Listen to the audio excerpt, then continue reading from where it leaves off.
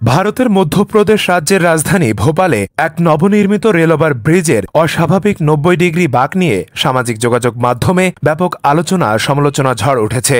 বিতর্কিত এ নকশা ঘিরে রাজ্য সরকারের নির্দেশে বরখাস্ত করা হয়েছে ৭ জন প্রকৌশলীকে। স্থানীয় বাসিন্দারা প্রশ্ন তুলেছেন, এমন ৯০ ডিগ্রি বাঁকে কিভাবে গাড়ি চলবে। সামাজিক মাধ্যমে একজন ব্যবহারকারী লিখেছেন, এটা যেন সেতু নয়, যেন স্নেক গেমের মোড়। এটি ভোপালের মহামায় কাবাগ, পুষ্পানগর ও স্টেশন এলাকা থেকে নিউ ভোপালের মধ্যে যোগাযোগ উন্নয়নের জন্য তৈরি করা হয়েছে। প্রকল্পটি সুবিধাভোগী প্রায় ৩ লাখ মানুষ।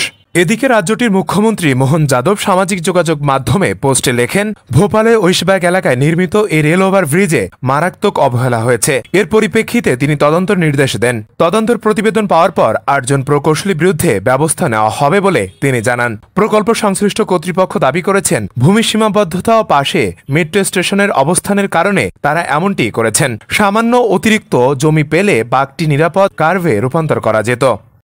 ফেরদৌস সাগর, মানবকণ্ঠ।